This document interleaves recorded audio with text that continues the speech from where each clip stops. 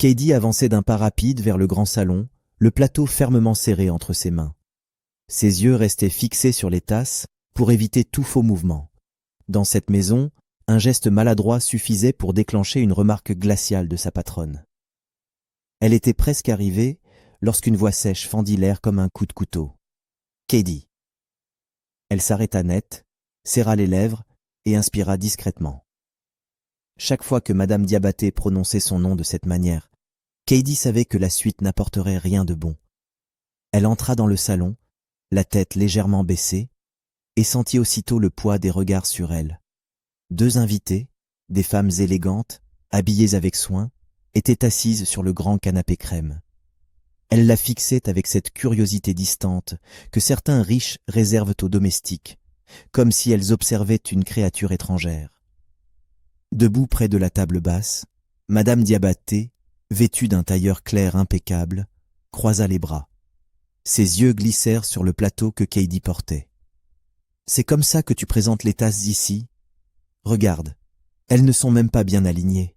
Et ces serviettes, on dirait qu'elles ont été pliées par un enfant. » Katie sentit une chaleur désagréable lui monter aux joues, mais son visage resta neutre. Dans cette maison, montrer ses émotions aurait été perçu comme une faiblesse. « Excusez-moi, madame, je vais arranger ça tout de suite, » répondit-elle d'une voix douce. « Arrange, oui, parce que dans cette maison, on ne vit pas comme au quartier. On représente un nom, et ce nom exige l'excellence. » Sans un mot de plus, Katie posa le plateau sur la table basse. Ses gestes, précis et mesurés, trahissèrent pourtant une légère tension. Elle prit chaque serviette, les plia soigneusement, rectifia la position des tasses, aligna les anses du même côté, vérifia chaque détail comme si sa vie en dépendait. Quand tout fut en place, elle se recula d'un pas. « Voilà, madame. » Madame Diabaté observa quelques secondes, hocha la tête. « Mieux, mais souviens-toi, ici, l'approximation n'a pas sa place. » Katie baissa les yeux, murmura un « Pardon, madame », presque inaudible, puis fit demi-tour. Son visage restait impassible, mais au fond, chaque mot prononcé devant ses invités avait laissé une petite piqûre invisible. Elle avait appris à encaisser, à se taire, à demander pardon même lorsqu'elle n'était pas en tort, parce qu'elle savait qu'ici, perdre son travail ne serait pas seulement un échec. Ce serait condamner sa mère et elle à plonger encore plus bas dans la pauvreté. Katie quitta le salon ce jour-là le visage impassible, mais à l'intérieur, les paroles de Madame Diabaté tournaient comme une chanson qu'on ne peut pas faire taire. Elle savait qu'il fallait continuer à avancer, à servir, à obéir. Mais parfois, elle se demandait comment sa vie avait pu changer aussi vite. Et chaque fois que cette question lui traversait l'esprit, les images revenaient. La vie de Katie n'avait pas toujours été ainsi. Il y a 3 ans à peine, Katie vivait avec sa mère dans un petit appartement modeste, mais plein de chaleur, dans un quartier populaire. Sa mère, Hawa, était une femme courageuse. Veuve depuis plusieurs années, elle avait élevé sa fille seule, sans jamais se plaindre.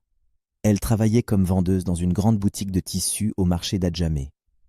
Chaque matin, avant le lever du soleil, elle nouait son pagne, attrapait son sac à main et partait avec son sourire habituel. Elle revenait le soir, fatiguée mais heureuse de raconter à Katie les petites histoires de la journée. À cette époque, Katie était en classe de première au lycée public du quartier.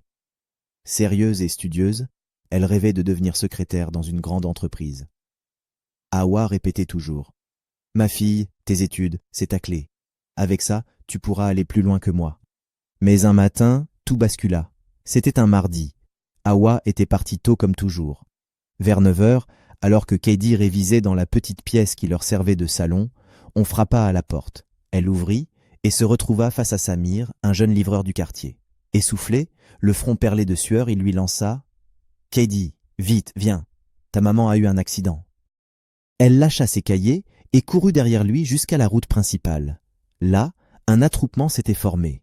Hawa était allongée sur le sol, consciente mais haletante, le visage crispé par la douleur. Un conducteur de moto-taxi se tenait à côté, expliquant qu'il avait voulu éviter un taxi et l'avait percuté de plein fouet. L'emmener à l'hôpital fut la première urgence. Les examens révélèrent que ses jambes avaient été gravement touchées. même après la guérison, elle ne pourrait plus rester debout longtemps ni porter de charges lourdes. Le verdict était tombé comme une sentence. Hawa ne pourrait plus reprendre son travail. Les semaines qui suivirent furent une épreuve. Entre les frais médicaux, le loyer et la nourriture, toutes leurs économies disparurent. Katie se retrouva face à un choix impossible, continuer l'école et voir leur situation s'effondrer ou abandonner ses études pour chercher un travail immédiatement. Elle prit la décision que beaucoup d'adolescentes n'auraient jamais dû avoir à prendre. Elle quitta le lycée. Pendant des mois, elle parcourut les rues à la recherche d'un emploi. Elle frappait aux portes, répondait à des annonces, mais à 18 ans, sans diplôme ni expérience, les refus étaient constants. Jusqu'au jour où Samir, encore lui parla d'un poste de domestique chez une riche famille de Cocody. Ce travail ne payait pas grand-chose, mais il garantissait un salaire régulier. Elle hésita à accepter. Elle savait qu'elle entrerait dans un monde très différent du sien, un monde où les regards pouvaient être durs et les paroles tranchantes. Mais la pensée de sa mère, assise à la maison sans revenu, finit par l'emporter. Et c'est ainsi qu'un matin, vêtue d'une robe simple et d'un foulard soigneusement noué, elle franchit pour la première fois le portail noir de la villa Diabaté, sans savoir que cette décision allait marquer un tournant irréversible dans sa vie. Le jour où Katie franchit pour la première fois le portail de la villa Diabaté, elle se sentit minuscule. Devant elle s'étendait un jardin taillé au cordeau, avec des fleurs aux couleurs vives et un gazon si parfaitement coupé qu'on aurait dit du velours. Le chemin pavé menait à une immense maison blanche, aux vitres impeccables, qui reflétait le soleil comme un miroir. À l'entrée, Moussa, le vigile, lui ouvrit le portail. Grand, large d'épaules, vêtu d'un uniforme jaune parfaitement repassé, il la salua poliment. « Bonjour, mademoiselle. Vous êtes… » « Katie. C'est pour le poste de domestique. » Il hocha la tête. « Entrez, je vais prévenir madame. » À l'intérieur, l'air était plus frais, parfumé d'un mélange subtil de fleurs et de cire pour meubles. Le sol en marbre clair brillait sous ses pieds. Katie avait l'impression d'être entrée dans un autre monde. Madame Diabaté descendit les escaliers quelques instants plus tard. Elle portait un tailleur beige qui semblait taillé sur mesure, ses cheveux parfaitement coiffés, ses ongles vernis d'un rouge éclatant. Son regard glissa sur Katie des pieds à la tête avant de s'arrêter sur son visage. « C'est donc toi, la nouvelle ?» demanda-t-elle d'un ton neutre. « Oui, madame. Ici, on aime que les choses soient faites à la perfection. Pas de retard, pas d'approximation, et surtout, pas de familiarité. Compris ? » « Oui, madame. » Elle lui fit faire le tour de la maison.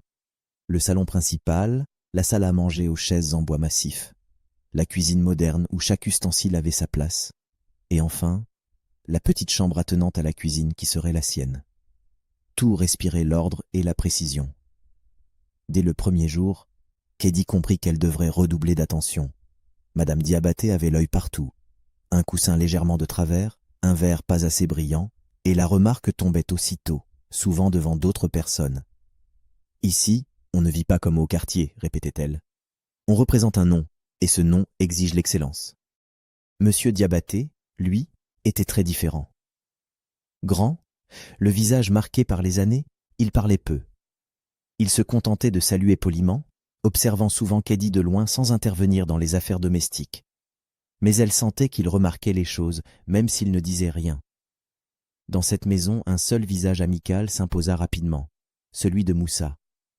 Chaque fois qu'elle passait près du portail, il trouvait un mot pour lui remonter le moral. « Courage, Katie. Ici, il faut avoir le cœur solide. » Elle lui souriait en retour, reconnaissante. Ses phrases, simples mais sincères, étaient parfois la seule chaleur qu'elle recevait dans la journée.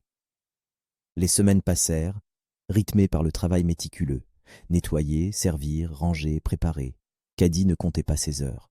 Elle supportait les remarques, encaissait les humiliations de Madame Diabaté, mais gardait en tête une seule chose. Son salaire payait le loyer, les médicaments et la nourriture de sa mère. Un vendredi soir, après avoir rangé la cuisine et vérifié que le salon était impeccable, elle enfila un pagne propre, glissa ses affaires dans un petit sac et salua Moussa à la porte. « Bon week-end, Katie » lança-t-il. « Merci, Moussa. À lundi. » Elle prit le chemin de l'arrêt de Gbaka. Peu à peu, les grandes rues calmes et les villas blanches de Cocody laissèrent place aux ruelles animées d'abobos derrière rail. Les vendeuses de beignets, les appels des commerçants, les enfants jouant au ballon. Ce brouhaha familier lui redonnait un peu de vie. Quand elle arriva enfin devant leur petite maison, sa mère était assise sur un tabouret, un pagne coloré autour de la taille. En la voyant, elle se leva, le sourire aux lèvres. « Macady, enfin, te voilà. »« Oui, maman, la semaine a été longue. » Elles rentrèrent dans la petite cour. L'odeur de sauce graine flottait dans l'air. Sa mère lui servit un plat de foutou banane et pendant qu'elle mangeait, lui demanda « Alors, comment ça s'est passé ?» Katie hésita un instant. Comme toujours, elle m'a encore crié dessus. Cette fois, c'était pour des serviettes pas assez bien pliées. Hawa soupira. « Ma fille, je sais que ce n'est pas facile, mais supporte. Un jour, Dieu verra tout ce que tu fais. » Elles mangèrent en silence. Malgré la fatigue, Katie savait que ces moments simples avec sa mère valaient plus que tout le reste. Le lundi matin, Katie arriva à la villa avant même que le soleil ne soit complètement levé. La rosée perlait encore sur les feuilles des hibiscus bordant l'allée. Comme toujours, elle salua Moussa d'un signe de tête et se dirigea vers la petite chambre attenante à la cuisine pour déposer son sac. Elle noua son foulard avec soin, enfila son tablier et commença sa routine. Le grand salon fut son premier arrêt. Elle passa un chiffon doux sur les vitres, réaligna les bibelots, lissa les coussins pour qu'aucun pli ne subsiste. Dans cette maison, même un détail invisible pouvait déclencher une remarque de Madame Diabaté. Alors qu'elle essuyait le bas d'une table basse, elle entendit des pas lents dans le couloir. Relevant la tête, elle vit Monsieur Diabaté entrer. Il marchait d'un pas mesuré, comme s'il ménageait ses forces. « Bonjour, Katie, » dit-il simplement. « Bonjour, patron. » Il observe un instant la table qu'elle venait de nettoyer. Toujours aussi appliquée, elle esquissa un léger sourire. « C'est normal, patron. » Il s'assit dans un fauteuil, mais Katie remarqua qu'il prit quelques secondes pour retrouver son souffle. Ce n'était pas la première fois qu'elle le voyait ainsi ces derniers temps. Parfois, il restait assis plus longtemps que d'habitude sur la terrasse, un verre d'eau à la main, le regard perdu dans le jardin. Plus tard dans la matinée, alors qu'elle traversait le couloir avec un plateau vide, elle croisa de nouveau le patron. Cette fois, il sortait de son bureau, tenant un dossier sous le bras. Son visage semblait légèrement tiré, comme marqué par une fatigue qu'il essayait de dissimuler. Katie n'y prêta pas trop attention sur le moment, mais elle savait observer, et ces petits changements ne lui échappaient pas. En fin d'après-midi, Madame Diabaté descendit l'escalier, prête à sortir. Elle portait une robe élégante bleu foncé. Ses bijoux scintillaient à la lumière. Elle s'arrêta net en voyant Katie agenouillée, en train de nettoyer le coin du salon. « Toujours aussi lente, » lança-t-elle d'un ton sec et de mépris. « Avec ta façon de travailler, je me demande encore pourquoi on te garde ici.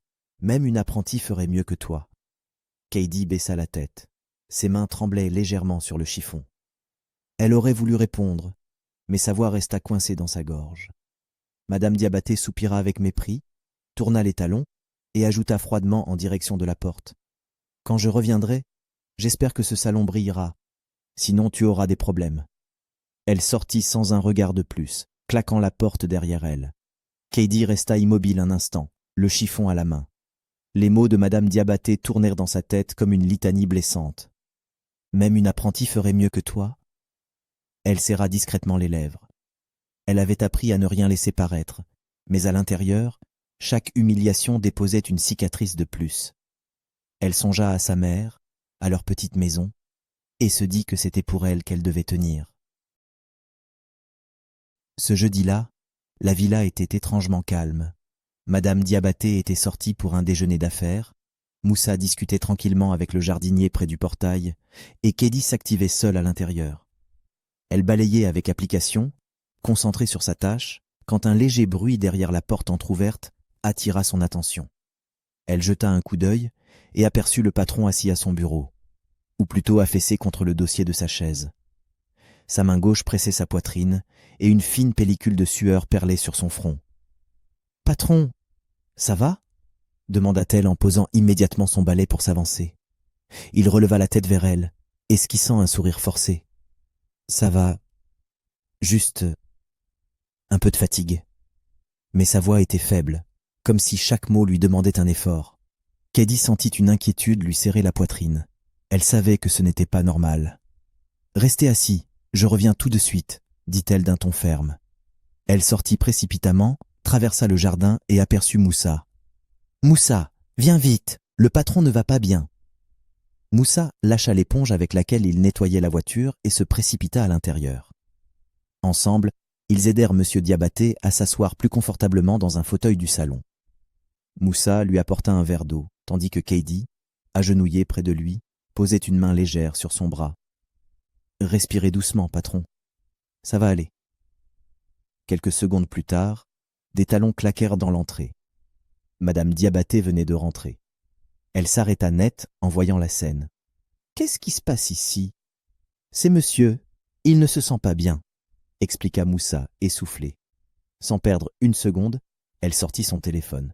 « Attendez, je vais appeler le médecin. » Pendant qu'elle passait l'appel, Katie resta à côté de M. Diabaté, lui parlant calmement, le rassurant par de simples phrases. Ce n'était pas grand-chose, mais elle voyait dans ses yeux que ça comptait. Ce jour-là, la routine de la maison changea. Sur les conseils du médecin, M. Diabaté devait désormais être surveillé de près. Katie se porta volontaire sans hésiter. Même les week-ends où elle avait l'habitude de rentrer voir sa mère, elle restait à la villa. Et elle tint parole. Même la nuit, elle dormait d'un sommeil léger, attentive au moindre bruit. Sa présence discrète mais constante allait devenir indispensable. Un dimanche matin, la maison baignait dans un silence inhabituel.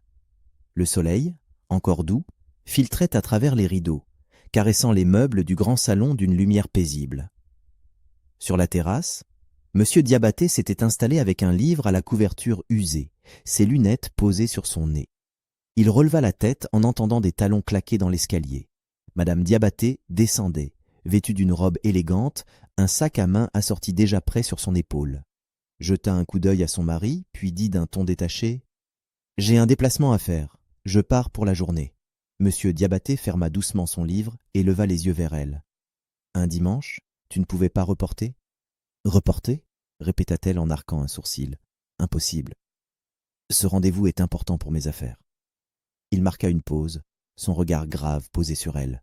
« Et moi, alors? Tu sais que je ne vais pas bien depuis quelque temps. Tu pars quand même ?» Madame Diabaté soupira, agacée. « Tu exagères toujours.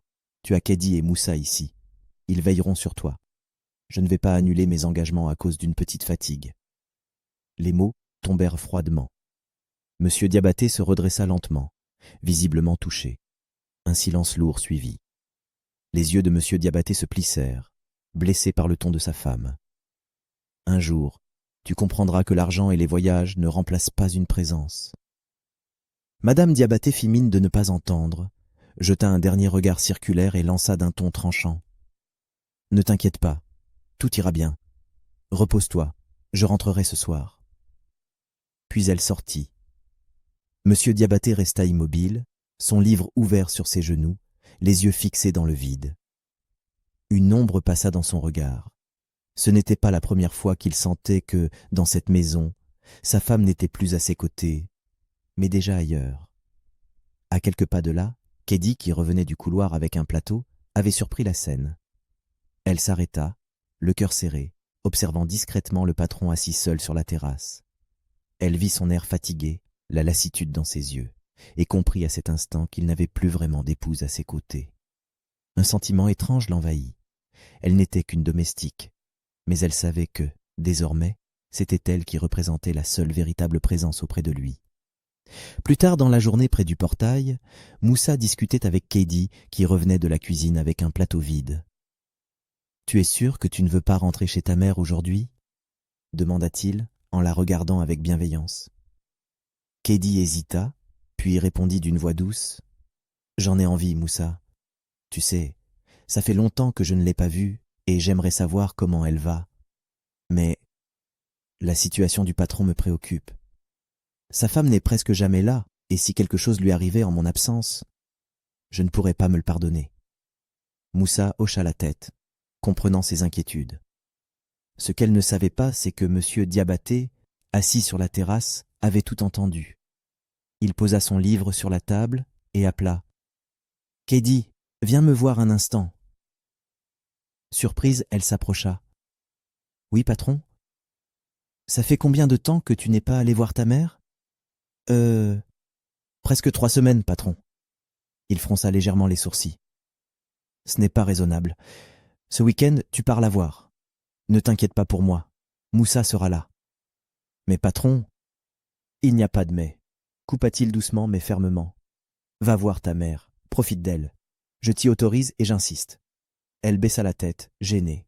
« D'accord, patron. Merci. » Le samedi matin, Kédi prit donc le Gbaka en direction d'Abobo. Retrouver sa mère, l'embrasser, partager un repas simple avec elle. Ces moments lui réchauffèrent le cœur. Elle lui raconta à demi-mot comment ça se passait à la villa, mais garda pour elle les détails les plus durs. Pendant ce temps, à la villa, l'état de M. Diabaté se dégrada. Dans la nuit de samedi à dimanche, alors que la maison était silencieuse, Moussa entendit du bruit venant de la chambre principale. Il monta précipitamment et trouva le patron assis au bord du lit, le souffle court, la main crispée sur la poitrine. « Monsieur, vous allez bien ?» demanda-t-il inquiet. Monsieur Diabaté tenta de répondre, mais ses mots s'étranglèrent dans sa gorge. Sa respiration devint sifflante, presque douloureuse. Moussa, paniqué, prit immédiatement son téléphone et appela Madame Diabaté, qui n'était toujours pas rentrée. « Madame, venez vite, c'est monsieur, il ne respire plus bien. » Il y eut un silence au bout du fil, puis la voix glaciale de Madame Diabaté répondit « J'arrive. Tenez-le tranquille en attendant. » Elle raccrocha aussitôt.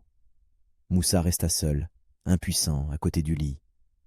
Il mouilla un linge qu'il posa sur le front du patron, essayant de l'apaiser.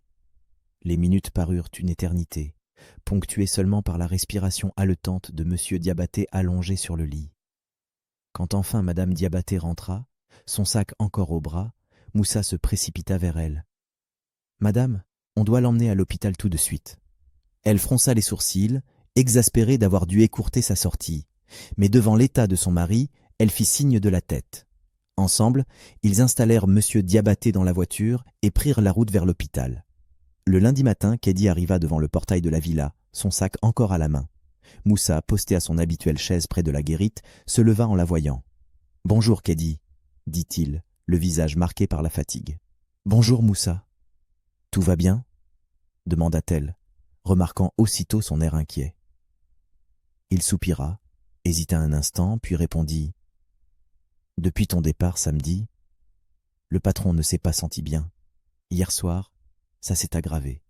Madame a dû le conduire à l'hôpital en urgence. » Kédi sentit son cœur se serrer. Elle resta figée quelques secondes, la main crispée sur la sangle de son sac. « À l'hôpital, » murmura-t-elle. « Oui, » confirma Moussa d'un ton grave. « Depuis hier, il y est toujours. On espère qu'il ira mieux, mais ce n'était pas facile de le voir ainsi. » Le silence s'installa entre eux, seulement troublé par le bruit lointain des oiseaux. Kédi inspira profondément, comme pour se contenir, puis hocha la tête sans insister. « Merci, Moussa, » dit-elle d'une voix basse. Il répondit d'un signe de tête avant de regagner sa chaise. Kédi franchit alors le portail. En entrant dans la maison, le silence du grand salon lui donna la chair de poule.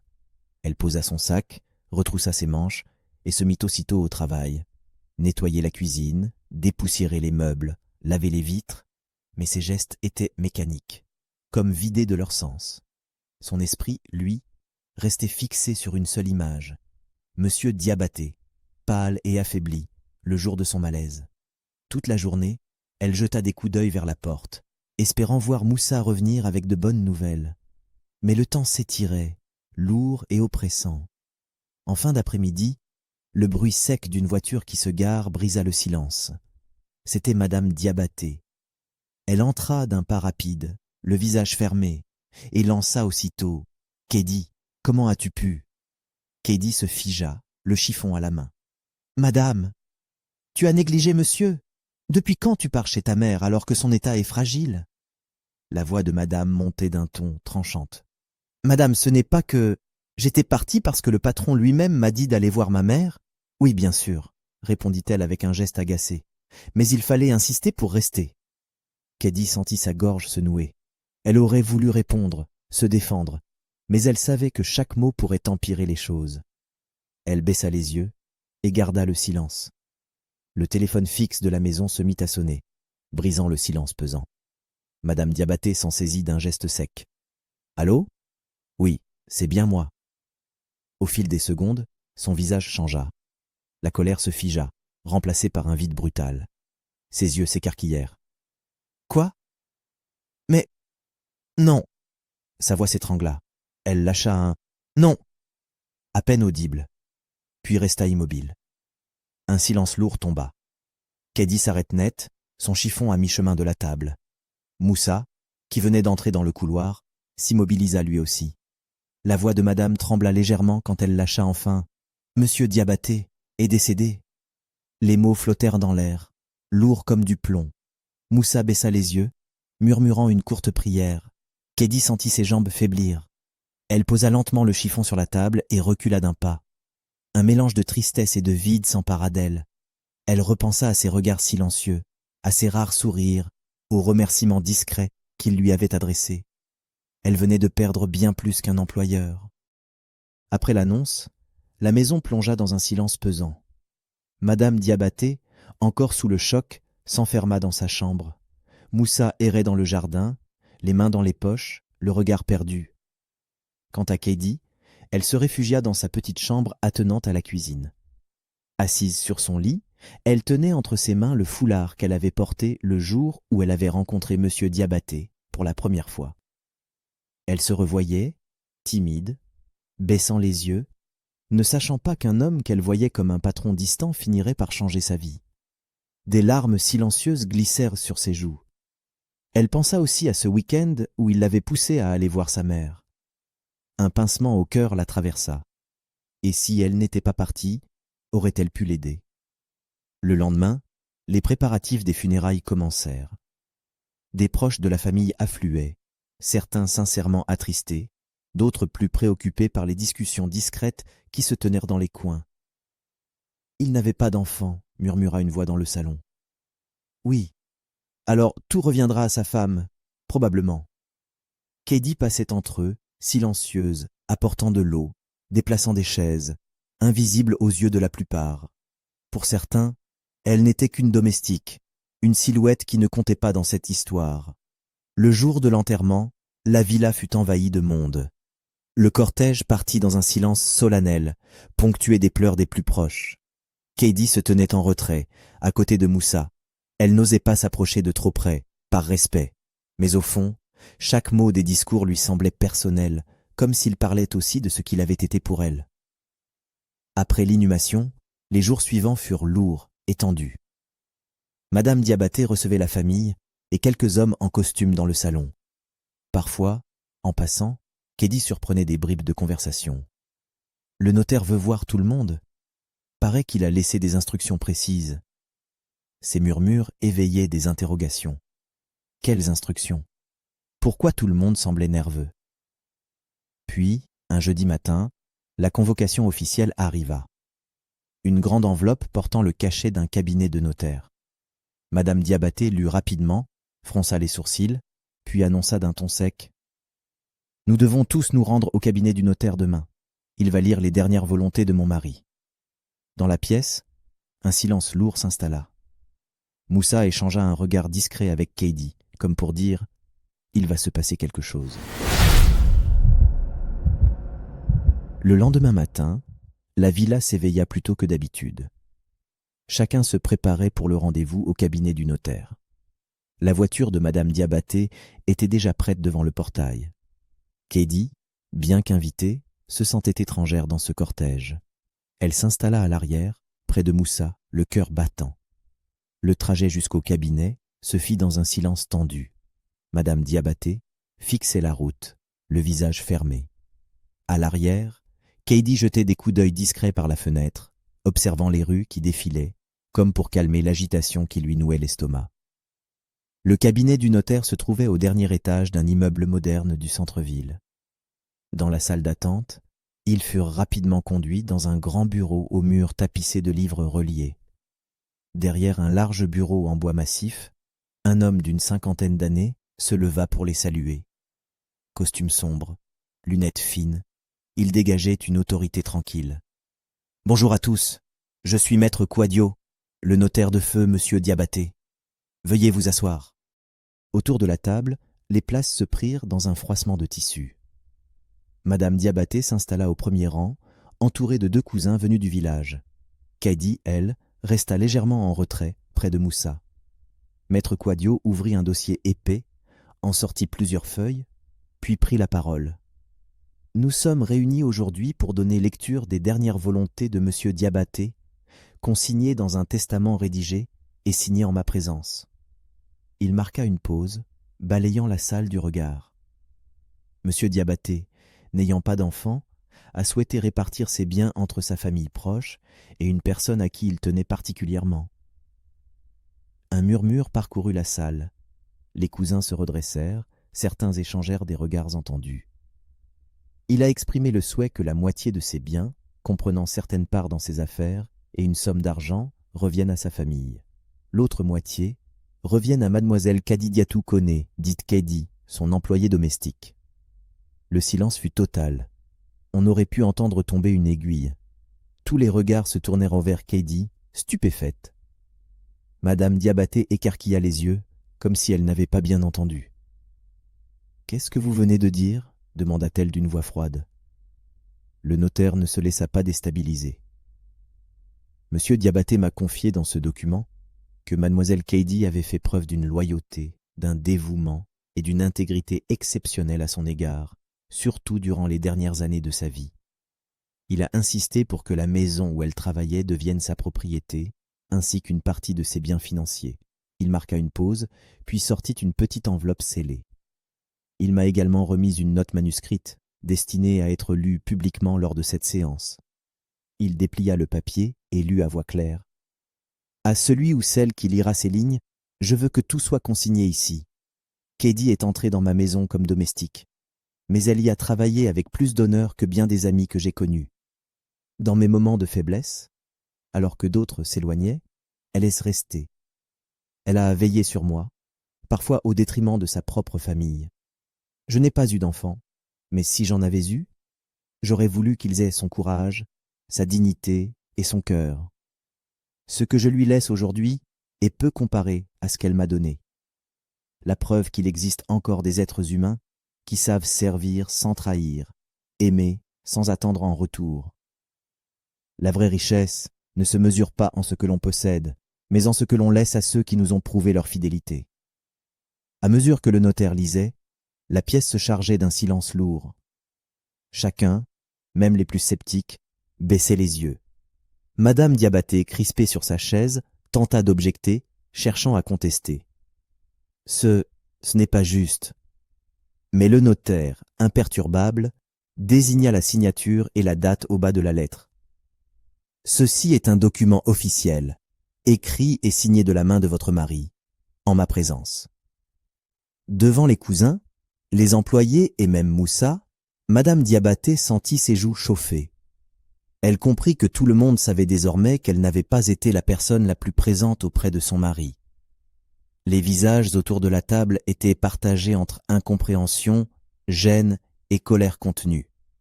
Les cousins, qui quelques minutes plus tôt semblèrent confiants, se renfrognèrent. « Tout est en règle, » conclut maître Quadio. « Les documents seront signés cet après-midi. » À la sortie du bureau, l'atmosphère était lourde. Madame Diabaté marchait d'un pas sec, sans adresser un mot à Kaidi. Moussa, lui, posa discrètement une main sur l'épaule de la jeune femme. « Tu le mérites.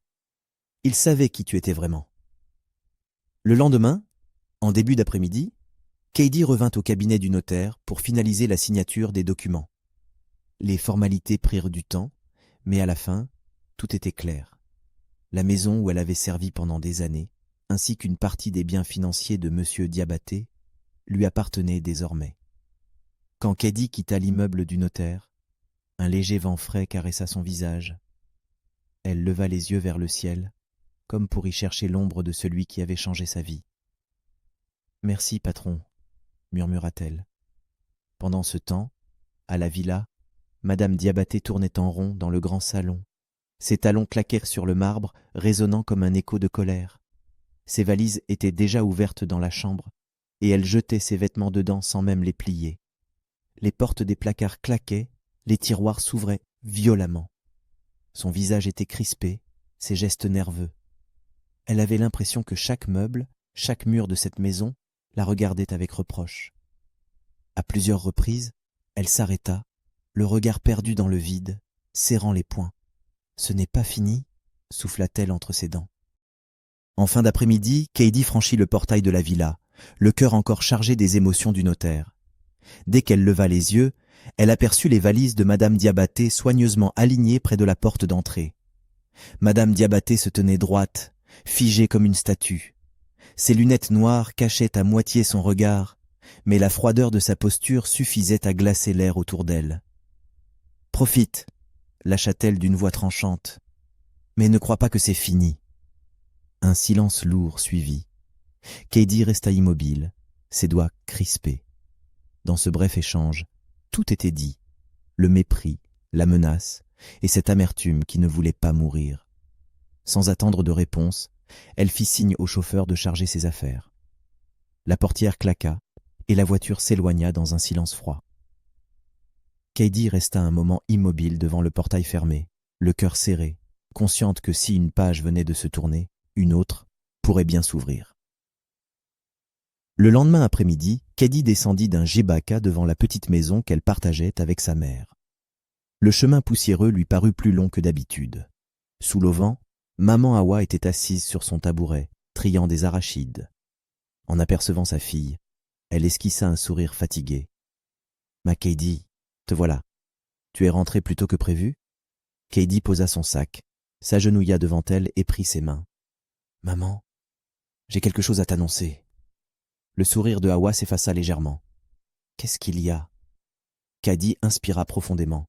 « Maman, Monsieur Diabaté est décédé. » Hawa écarquilla les yeux, saisie. « Quoi? Mais qu'est-ce qu'il a eu? Qu'est-ce qui s'est passé ?» Katie serra ses mains, la voix un peu tremblante. « Je suis venue le week-end dernier parce qu'il avait insisté pour que je passe du temps avec toi. Je ne voulais pas t'inquiéter. Mais son état s'est aggravé en mon absence et il n'a pas tenu. » Hawa resta silencieuse un instant, le regard perdu, puis soupira profondément. Que Dieu lui fasse miséricorde. C'était un homme respectable, malgré tout ce qu'on pouvait dire. Elles restèrent silencieuses un moment, chacune plongée dans ses pensées. Puis Katie reprit. « Maman, il m'a laissé quelque chose. » Hawa fronça légèrement les sourcils. « Te laisser? Comment ça ?» Katie prit les mains de sa mère. « La maison où je travaillais, elle est à nous maintenant, et il a aussi laissé un peu d'argent. On ne paiera plus de loyer, et on pourra vivre dans de bien meilleures conditions. » Les yeux d'Hawa s'emplirent de larmes. « Ma fille, tu es sérieuse ? » ?»« Oui, maman.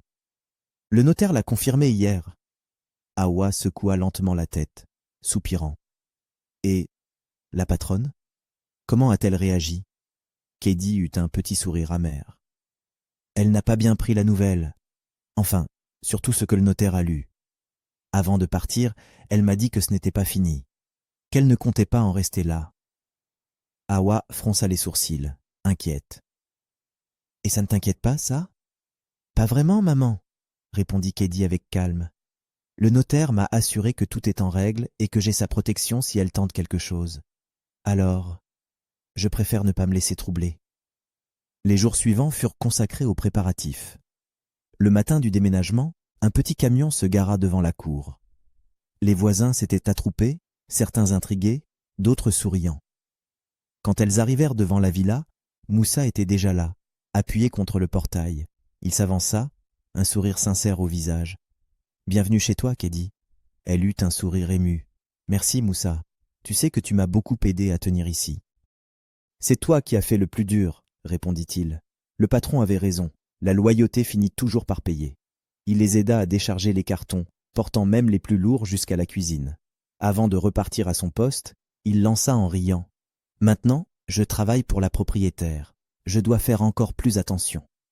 Katie rit, mais ses yeux brillaient. Voir Moussa là, fidèle, rendait cette nouvelle vie un peu moins intimidante. Le soir venu, installés sur la terrasse, mère et fille contemplaient le jardin illuminé. « Tu sais, maman, le patron m'a appris quelque chose que je n'oublierai jamais, » dit Katie doucement. « Je t'écoute, ma fille. » Il disait souvent que la vraie richesse, ce n'est pas ce qu'on accumule, mais ce qu'on laisse dans le cœur des autres. Hawa serra sa main, les yeux humides de fierté. Et dans ce silence apaisant, Katie sut que, malgré toutes les humiliations et les épreuves, elle avait hérité de bien plus qu'une maison.